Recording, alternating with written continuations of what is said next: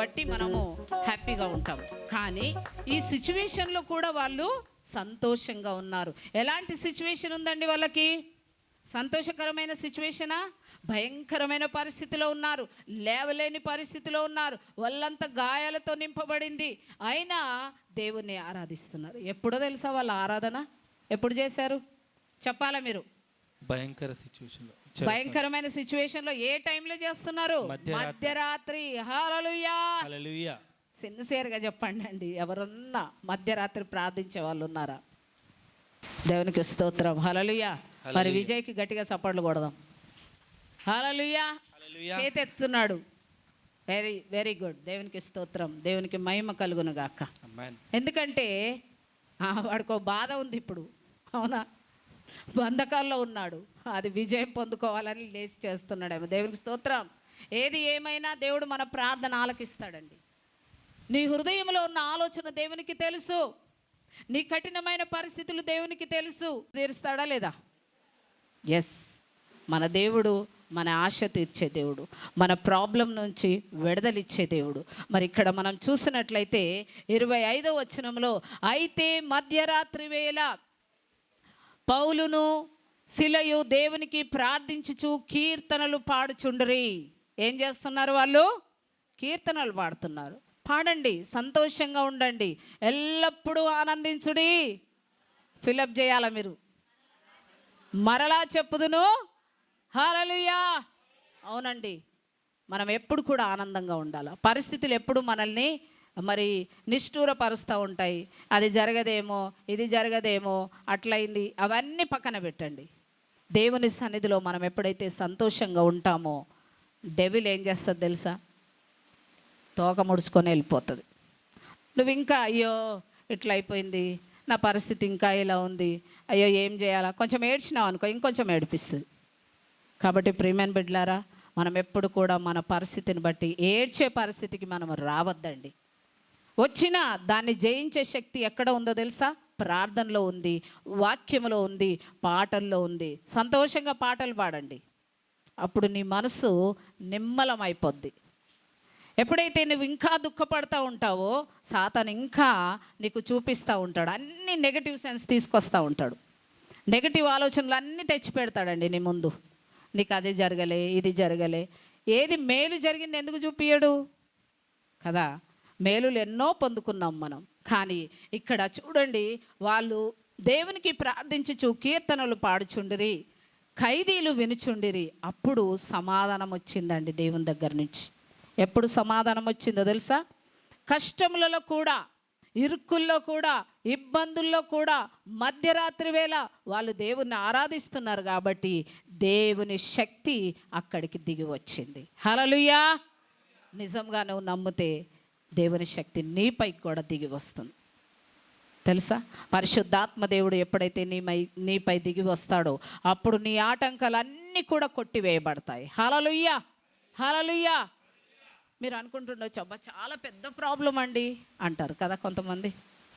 దేవునికి అసాధ్యమైందండి అది?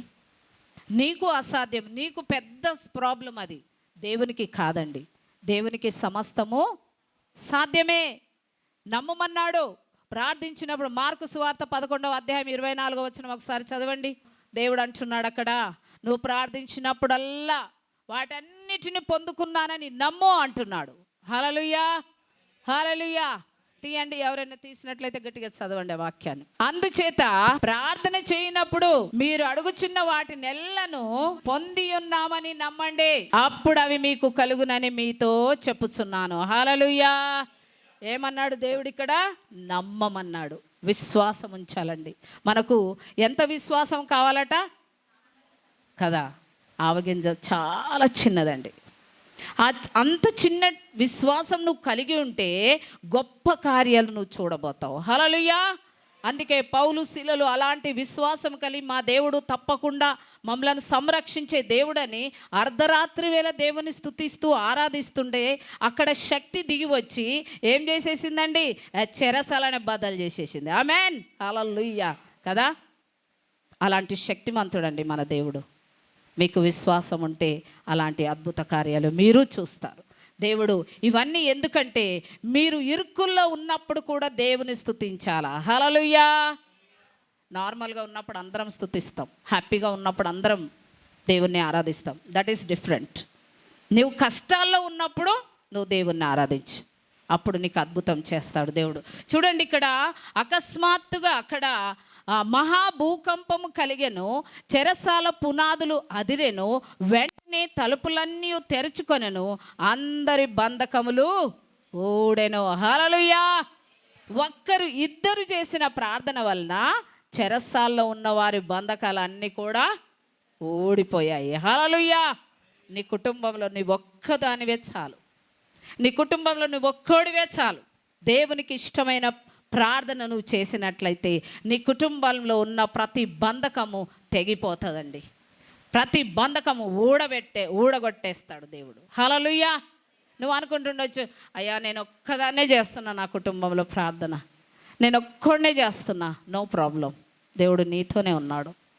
నీవు ప్రార్థన పరుడవు గనుక దేవుడు నిన్ను ఆశీర్వదిస్తాడు, నీ కుటుంబాన్ని ఆశీర్వదిస్తాడు. ఎందుని బట్టి నీవు ఆ ప్రార్థన చేసి ఆ కుటుంబంలో నీవు ఉన్నావు కాబట్టి నిన్ను బట్టి నీ కుటుంబాన్ని ఆశీర్వదిస్తాడు. చూడండి, పౌలు శిలలు ప్రార్థించడం వల్ల అందరికీ విడుదల కలిగింది. అవునా? చెరసల్లో ఉన్న ప్రతి బిడ్డకు కూడా విడుదలకు. ఆశ్చర్యం అండి. వాళ్ళు ఎన్ని సంవత్సరాల నుంచి పడి ఉన్నారో అక్కడ కదా, వాళ్ళకు బెయిల్ కావాలా, ఏవేవో ఉంటాయి కదా, అవన్నీ ఏవి లేకుండా వీళ్ళు స్తుతించడం వల్ల వాళ్ళ బంధకాలన్నీ కూడా తెగిపోయాయండి. హల్లెలూయా. ఈరోజు మన జీవితాలలో కూడా ఏవైనా బంధకాల్లో ఉన్నామేమో, పరిస్థితులు మనల్ని మరి గట్టిగా బంధకాల్లో ఉంచినట్టుగా ఉన్నాయేమో, దేవుని నువ్వు ఆరాధించు. నీ కుటుంబంలో ఉదయము సాయంత్రము దేవుని సన్నిధిలో నువ్వు గడిపినట్లయితే ఆ బంధకాలన్నీ కూడా దేవుడు మరి తొలగించేసి నీకు ఆశీర్వాదం ఇస్తాడు. మరి ఇక్కడ 26వ వచనంలో మనం చూసాం, తెరుచుకొని అందరి బంధకములు ఊడెను. అంతలో చెరసాల నాయకుడు మేలుకొని చెరసాల తలుపులన్నీ తెరిచియుండుట చూచి ఖైదీలు పారిపోయిరనుకొని కత్తి దూసి తాను చంపుకొనపోయాను. అప్పుడు పౌలు, నీవు ఏ హానియు చేసుకొనవద్దు, మేమందరం ఇక్కడనే ఉన్నామని బిగ్గరగా చెప్పాను. ఇక్కడ ఈ వాక్యం అంతా మనం చూసినట్లయితే దయచేసి చివరి వాక్యం 33వ వచనాన్ని నేను చదువుతాను. 32, అతనికిని అతని ఇంటి వారికి అందరికీ దేవుని వాక్యము బోధించిరి. హల్లెలూయా. చూసారా, జైలర్ ఏంటండి? విశ్వాసియా? జైలర్ విశ్వాసి కాదు. రక్షణ పొందుకున్నాడా? రక్షణ లేదు. జైల్లో ఉన్నందరికీ రక్షణ ఉందా? లేదు. జైలర్కి కూడా రక్షణ లేదు. కానీ రక్షణ పొందుకున్న ఈ ఇద్దరు బిడల ద్వారా అక్కడ ఉన్న వారు, ఆ జైలరు ఒకే రోజు ఒకే అద్భుతము చూసి ఆయన రక్షణ పొందుకున్నాడు. హల్లెలూయా. మరి మన జీవితాలలో ఎంతమంది మనల్ని చూసి రక్షణలోనికి వస్తున్నారు, మన సాక్ష్యం చూసి ఎంతమంది దేవుని సన్నిధికి వస్తున్నారు. అలాంటి సాక్ష్యం మనం కలిగి ఉన్నామా? ఎవరికైనా చెప్తున్నామా మన సాక్ష్యం? మన కుటుంబంలో ఒకరు రక్షింపబడితే ఇంకొకరికి రక్షణ లేదు అంటే ఇంకా మనము బలమైన ప్రార్థన చేయట్లేదు. పౌలు శిలలు ఏ విధంగా ఆరాధించాలో అలా ఆరాధించట్లేదు, అలా ప్రార్థించట్లేదు. ప్రేమన బిడ్డలారా, దేవుడు ఖచ్చితంగా నీవు గనక దేవుని సన్నిధిలో పూర్ణ ఆత్మతో, పూర్ణ శక్తితో, పూర్ణ బలముతో నీవు దేవుని వేడుకున్నట్లయితే ప్రతి ఆటంకము దేవుడు తీసివేస్తాడు. నీ ప్రతి ఆటంకము దేవుడు తొలగిస్తాడు. ఈరోజు పౌలు శిలల ప్రార్థన విన్న దేవుడు, నీకైతే శారీరకంగా ఏ బలహీనతలు లేవండి. ఉన్నాయా? ఎవరన్నా కొట్టారా మనల్ని? సంతోషంగా ఉన్నాం, ఆనందంగా ఉన్నాం కదా. పరిస్థితులు కొన్ని మనకు ఆటంకంగా ఉండవచ్చు, కానీ వాటిని తొలగించే దేవుడు మనకున్నాడు. కాబట్టి మనం ఎలాంటి స్థితికైనా దేవుని సన్నిధిలో నమ్మకంగా ఉంటూ దేవుని ఆరాధించినప్పుడు తప్పకుండా దేవుడు విడుదలిస్తాడు. నీకొక్కదానికే కాదండి, నీ కుటుంబం అంతటికి కూడా దేవుడు విడుదలిస్తాడు. ఎందుకు? చెరసాల్లో ఉన్నటువంటి ఆ ఇద్దరు పౌలు శిలలు ప్రార్థించడం వల్ల, ఆరాధించడం వల్ల ఆ సిచ్యువేషన్ ఎలా ఉందండి? అక్కడ ఆరాధించే సమయమేనా అది? ఆరాధిస్తారా? మనమైతే ఆ సిచ్యువేషన్లో అసలు దేవుని విషయమే ఎత్తాం. ఏమంటాం తెలుసా? ఇంకా దేవుడు ఉంటే నాకెందుకు వస్తుంది ఇలాంటి స్థితి? దేవుడు నన్ను కాపాడుతుండా? నిజంగా దేవుడు నా ప్రార్థన అంగీకరిస్తుండా? ఇన్ని ప్రశ్నలు వస్తాయండి మనకి కదా. ఆ ప్రశ్నలు సాతాను నుండి వస్తాయి. నీ దేవుడు ప్రతి విషయంలో నీకు తోడుగా ఉంటాడు. ఆయన కుడి చేతిలో ఏముందంట? ఏముంది చెప్పాలా? మీ నోరు తెరిచి చెప్తే అది వస్తుంది మీకు. నిత్య సుఖములు.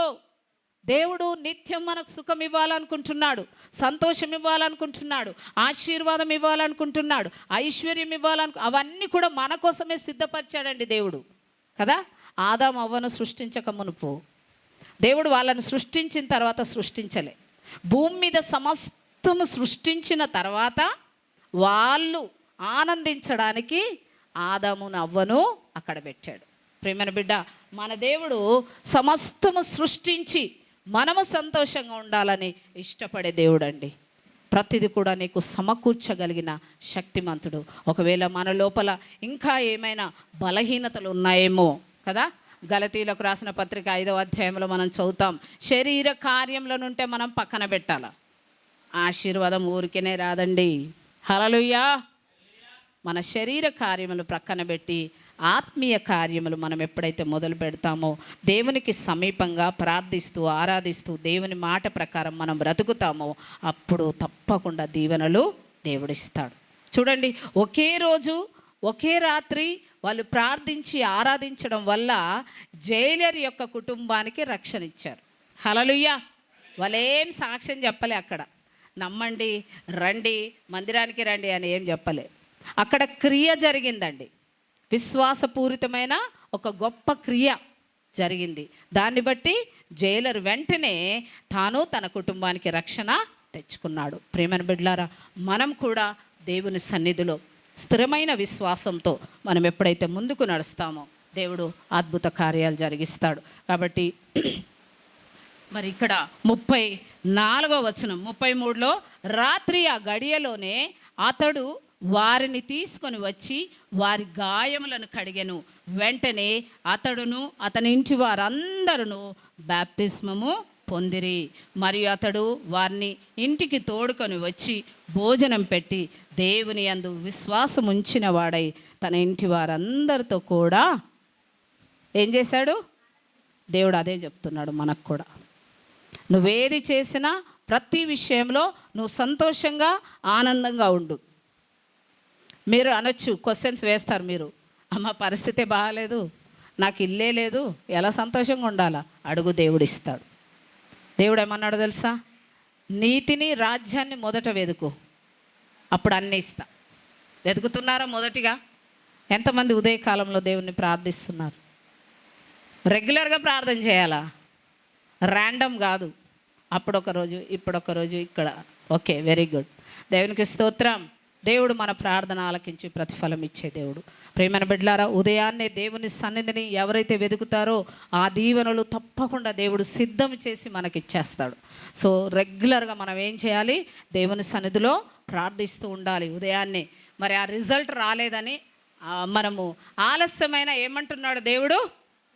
అద్భుతం చేస్తాడట. మీకు తెలుసు కదా, నేను నా సాక్ష్యం చెప్పాను కదా, 2 సంవత్సరాలు మేమందరం ఆన్లైన్లో ప్రేయర్ చేసాము, కుటుంబం చేసి అందరు చేసినప్పుడు 2 సంవత్సరాలకి నా కుమారుడికి H1B వీసా వచ్చి. అంటే మనము ప్రార్థన చేయడంలో విసుకవద్దండి, ఎడతెగక ప్రార్థన చేయాలి. సో ప్రార్థనలో అలాంటి గొప్ప శక్తి ఉంది. చూడండి, వాళ్ళ సిచ్యువేషన్ సర్కమ్స్టాన్సెస్ ఏవి కూడా బాగలేవు పౌలు శీలలకి కదా.